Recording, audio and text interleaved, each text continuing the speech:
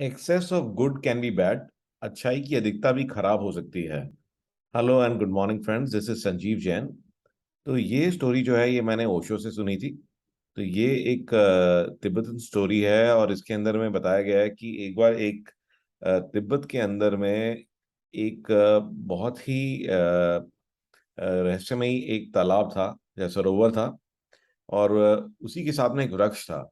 तो ये जो सरोवर है इसकी क्या खासियत थी कि अगर कोई भी गलती से भी अगर कोई पक्षी इसमें गिर जाए या कोई जानवर गिर जाए तो वो मनुष्य बन जाता था। तो बिल्कुल ही जादुई था। और अगर कोई मनुष्य इसमें गिर जाए तो वो देवता बन जाता था, तो दिव्य देवता बन जाता था। तो बहुत ही खोज के बाद में एक बार जो है एक मनुष्य इस झील को, इस सरोवर को खोजते हुए पहुंचा। और वहां पे जो वृक्ष था, तो उस वृक्ष पे ना ऑलरेडी बंदर बैठे हुए थे, बंदर की जोड़ी बैठी हुई थी, बंदर और बंदरिया बैठे हुए थे। तो उनको इसके बारे में कुछ भी नहीं पता था। बट उन्होंने देखा कि एक ये मनुष्य आया और मनुष्य जो है पेड़ पे चढ़ा और उस पेड़ से, उस वृक्ष से वो उस सरोवर के अंदर कूद गया। तो जैसे ही वो कूदा तो उन्होंने देखा कि अरे ये तो मनुष्य कूदा था और ये कैसे ये देवता बन गया है। तो how did he get converted into a God. ठीक है ना। तो दिखा उन्होंने कि उसकी पूरी एकदम उसमें से रेज निकल रही हैं। तो उन्होंने कहा कि अच्छा, ये हमने कभी नहीं सोचा इसके बारे में, अब हम करके देखते हैं। तो जब वो मनुष्य चला गया तो दोनों बंदर और बंदरिया दोनों उस झील के अंदर कूद गए। तो कूदने के बाद में जो बंदर था वो एक बहुत ही सुंदर आदमी बन गया। और जो बंदरिया थी वो बहुत ही सुंदर जो है नारी बन गई। ओके, तो she turn into a very very beautiful lady. तो बंदर ने कहा कि अच्छा, अब हम लोग जो है जानवर से मनुष्य तो बन ही गए हैं, तो क्यों ना हम इस सरोवर में दोबारा कूद जाएं। तो अगर हम दोबारा कूदेंगे तो जैसे हम लोग अब मनुष्य बने, क्या पता हम लोग देवता बन जाएं। तो बंदरिया ने कहा कि नहीं, ये ठीक नहीं है, ऐसा हमने कभी होते हुए देखा नहीं है। और वैसे भी ये कहा गया है कि अति सर्वत्र वर्जित। तो इसका मतलब ये है कि भी अगर कोई अच्छी चीज भी है उसको भी अगर आप ज्यादा करोगे तो वो बुरा होगा आपके लिए।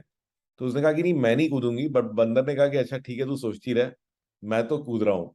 तो बंदर जैसे ही फिर से जो मनुष्य बन चुका था वो फिर से पेड़ पे चढ़ा और उस वृक्ष से कूद गया।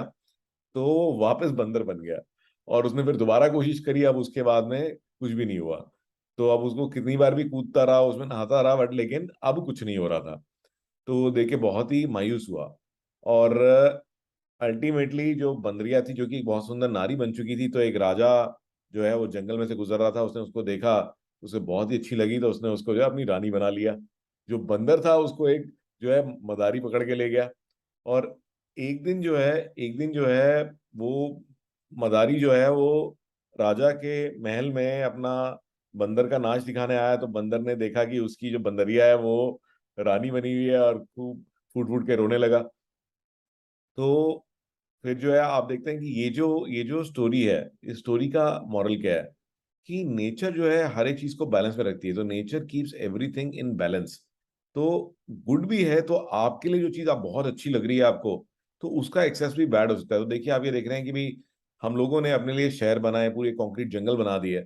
और उसके कारण से हम न्यूज में पढ़ते हैं कि हाँ जी देखिए, पूरा बैंगलोर जो है फ्लड हो गया है। तो excess of anything is bad. ठीक है ना। हम लोगों ने अपने खाने के लिए एग्रीकल्चर किया तो बहुत ही अच्छी चीज है, हमारी फूड सिक्योरिटी होगी। बट उसके कारण से इतनी सारी जानवरों की, पक्षियों की प्रजातियां जो है उनका घर उनसे छिन गया। तो जो भी आप काम कर रहे हैं उसके अंदर में बैलेंस मेंटेन करिए। ठीक है ना। तो कोई चीज अच्छी भी है तो ऐसा नहीं कि you should over do it.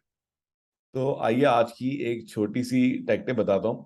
तो इंटरनेट में जो सबसे इंपॉर्टेंट चीज हम लोगों के लिए होती है वो होती है स्पीड, राइट। तो स्पीड चेक करने के लिए एक बहुत अच्छी वेबसाइट आपको बता रहा हूँ, उसका नाम है fast.com। तो जैसे ही आप fast.com अपने कंप्यूटर में टाइप करेंगे तो ये इंस्टेंटली आपकी स्पीड जो है चेक करके आपको बता देगा। तो बहुत ही सिंपल और इफेक्टिव है। और भी वेबसाइट्स हैं बट उनके अंदर बहुत सारे एड्स वगैरह आते हैं तो वो इरिटेट करते हैं।